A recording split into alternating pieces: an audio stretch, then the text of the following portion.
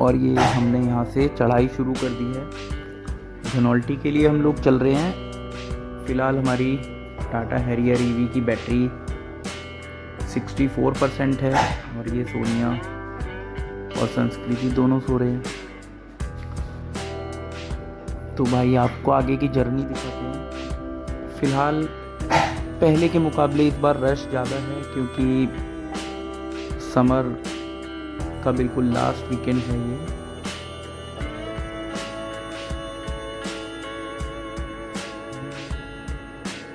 और लगातार गाड़ियाँ भी ऊपर से आ रही हैं। फ़िलहाल इस बार पहले के मुकाबले थोड़ी ज़्यादा गर्मी है, आप देख सकते हैं धूप बहुत ज़्यादा है। तो बेसिकली वीकेंड पर ये भी होता है कि देहरादून से लोग बहुत मसूरी और धनौल्टी के लिए आते हैं, तो इस वजह से और ज़्यादा रश हो जाता है। और आप जानते ही हैं जिस तरह से देहरादून में कॉलेजेस स्कूल्स वगैरह हैं, डे बोर्डिंग वगैरह, तो सैटरडे संडे जो वीकेंड है, वीकेंड पर बहुत बच्चे आते हैं।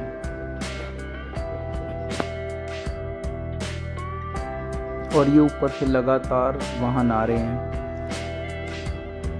कंटिन्यूसली गाड़ियों का बहुत ज़्यादा क्राउड है। आपको बेसिकली ये जर्नी हम दिखा रहे हैं कि अगर आपके पास इलेक्ट्रिक गाड़ी है तो भी आप इजीली पहाड़ों पर। अब ये आप एक इंडिका देख रहे हैं, देखिए भाई ये 20 साल पुरानी कम से कम गाड़ी है और ये कितना धुआं फेंक रही है। उत्तराखंड हिमाचल में इन चीज़ों के लिए बिल्कुल भी सख्ती नहीं है। उत्तराखंड रोडवेज़ की बसें इतना ज़्यादा धुआं फेंक रही हैं और ये 20-20 साल पुरानी गाड़ियाँ चल रही हैं। ये टाटा इंडिका गाड़ी है, कम से कम 20 साल पुरानी गाड़ी होगी और यहाँ टैक्सी में चल रही है और आप देख सकते हैं कितना गंदा धुआं फेंक रही है। ये एक गाड़ी कम से कम 20 गाड़ियों के बराबर पॉल्यूशन कर रही है, तो इन पर रोक लगनी चाहिए भाई। आप देख ही रहे हैं मसूरी में और जो हमारे हिल स्टेशंस हैं वहाँ पर गाड़ियों का कितना ज़्यादा दबाव बढ़ता जा रहा है। अब ऐसे में अगर पॉल्यूशन करने वाली गाड़ियाँ होंगी तो ये समस्या कभी भी कम नहीं होगी, समस्या लगातार बढ़ती जाएगी। मैं बहुत टाइम से महसूस कर रहा हूँ हिल स्टेशंस पर, ख़ासतौर पे मसूरी, धनौल्टी और ये जो हिल स्टेशन है यहाँ पर लगातार गर्मी बढ़ती जा रही है। पहले हम आते थे मई जून में, बहुत ठंडा मौसम होता था, इस बार अप्रैल से लेकर जून तक प्रॉपर गर्मी लगातार आ रही है। कितनी सड़कों पे गर्मी से बचने के लिए लोग पहाड़ों में जाते हैं और पहाड़ों में वही दिल्ली एनसीआर जैसा मौसम है। मसूरी तो बिल्कुल अब हिल स्टेशन कहने लायक भी नहीं बचा है। क्राउड स्टेशन जरूर कारपेट बेच रहे हैं, कारपेट और इस तरह के जो खिलौने हैं फोम वाले, ये आपको बहुत मिलेंगे मसूरी के रास्ते पे।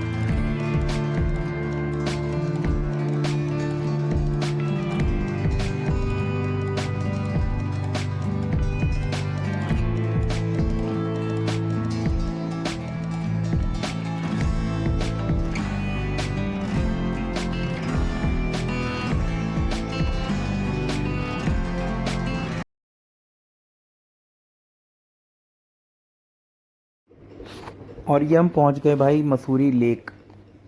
यहाँ पर आपको खाने पीने के बहुत से ऑप्शन मिल जाएंगे और यहाँ पर बहुत क्राउड रहता है मसूरी लेक पर। और मसूरी बस अब यहाँ से करीब 6-7 किलोमीटर ही बचा है। वाहनों की लंबी कतारें आप देख सकते हैं। यहाँ पर काफ़ी रश रहता है मसूरी लेक पर। यहाँ पर एक छोटा सा बोटिंग पॉइंट बना हुआ है और आप मेरे आगे देख सकते हैं कितने सारे टू व्हीलर जा रहे हैं। जल्दी हम लोग बस अब मसूरी पहुंचने वाले हैं, लेकिन मसूरी हम लोग नहीं जाएंगे, हम यहाँ से धनौल्टी के लिए कट जाएंगे। और आप देख सकते हैं भाई जैसे जैसे मसूरी पास आ रहा है गाड़ियों की लंबी लाइन लगी हुई है, पूरा ट्रैफिक जाम है और बस हम रेंग रहे हैं।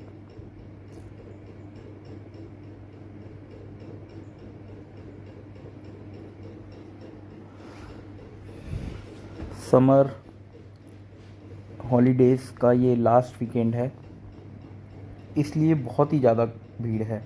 बता रहे हैं कि एक दिन पहले तो लोग यहाँ पर सड़कों पर सोए हैं मसूरी में। तो यार कितना बुरा हाल है, आप खुद ही सोच सकते हैं। और ये सोनिया की भी हालत ख़राब है, ये थक गई है, नींद आ रही है।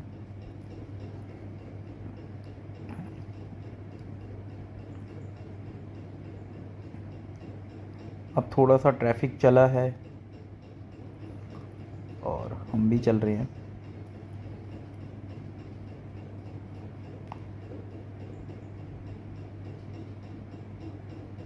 धनौल्टी यहाँ से करीब 35 किलोमीटर के आसपास बचा है।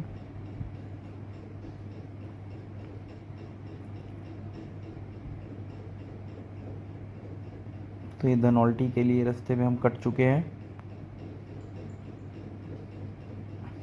और आप ये जो रोड देख रहे हैं ये मसूरी चंबा रोड है, जिस पर धनौल्टी है। इसे मसूरी धनौल्टी रोड भी कहते हैं, बेसिकली ये मसूरी चंबा रोड के नाम से है। और अब कुछ मौसम में ठंडक होने लगी है, वादियाँ खुशनुमा हो चुकी हैं। मसूरी तक तो हमें प्रॉपर गर्मी मिली,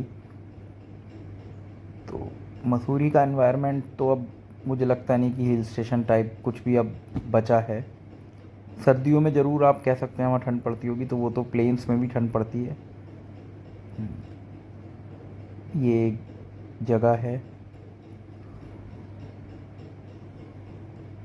यहाँ से मौसम काफ़ी सुंदर हो जाता है।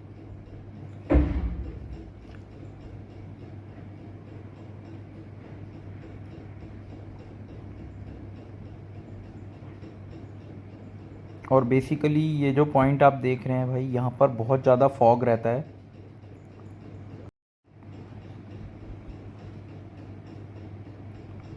यहाँ भी कुछ नए होटल्स वगैरह बने हैं बहुत अच्छे। एक आप ये मेरे सामने देख सकते हैं, बहुत ही अल्टीमेट बना है। तो अब धीरे धीरे कंस्ट्रक्शन हो रही है, धीरे धीरे काफ़ी कुछ नया बन रहा है। और अब यहाँ से हम थोड़ा सा नीचे उतरेंगे और जल्दी हम पहुँच जाएंगे सुवा खोली। अब यहाँ से रोड काफ़ी नैरो हो जाती है सुवा खोली तक।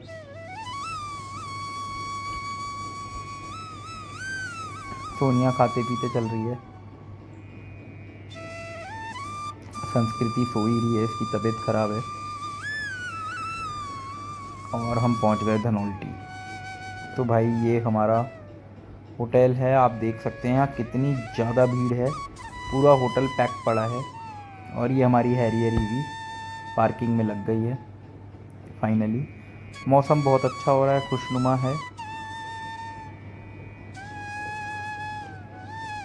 और हमारे होटल में जितने भी रूम हैं वो सारे के सारे पैक हैं, हमने पहले ही बुकिंग करवा दी थी। तो आप ये देख सकते हैं भाई 17-18 गाड़ियाँ हमारे होटल में खड़ी हैं इस समय, पूरा होटल पैक है। और सभी होटल्स की लगभग यही हालत है। एक सामने होटल है, होटल हिमालय व्यू, ये भी पूरी तरह से पैक है। इवन हमारे होटल की पार्किंग में भी गाड़ियाँ नहीं आ रही, सड़कों पे गाड़ियाँ खड़ी हैं। और भाई यहाँ पर पैदल चलने का बहुत अच्छा मौसम है, आप पहाड़ों पे आए तो पैदल चलिए, पैदल घूमिए। अमूमन लोग क्या है कि पहाड़ों में आते हैं और फिर आने के बाद सोचते हैं कि क्या करें। वो इधर उधर की जगहें तलाशते हैं घूमने के लिए, शॉपिंग करने के लिए मार्केट तलाशते हैं। तो इन सब चीज़ों से तो आप पहले ही निकल के आए हैं, अब आप क्या शॉपिंग करेंगे। तो बेस्ट है आप मौसम को, नेचर को एंजॉय करिए और आप वॉक करिए, आप बैठकर ब्रेकफास्ट करिए, ठंडी शांत वादियों का अनुभव कीजिए, मज़ा लीजिए, पैदल वॉक करिए। और यहाँ पर एक शॉप भी है जहाँ से हम छोटा मोटा कुछ सामान खरीद लेते हैं। होटल देखिए सब पैक है बिल्कुल। और यहाँ पर एक होटल होता था बम्बू सफारी, जो जिसको अब तोड़ दिया गया है और अब इसकी जगह कोई नया होटल या नई कंस्ट्रक्शन बनेगी। ये एक खाली लैंड है हमारे होटल के पास, जो कि अब एक लेक टाइप बन चुकी है। हालांकि बहुत सुंदर नज़ारा है, और ये लेक टाइप जो बन गई है ये बारिश के पानी से बन जाती है।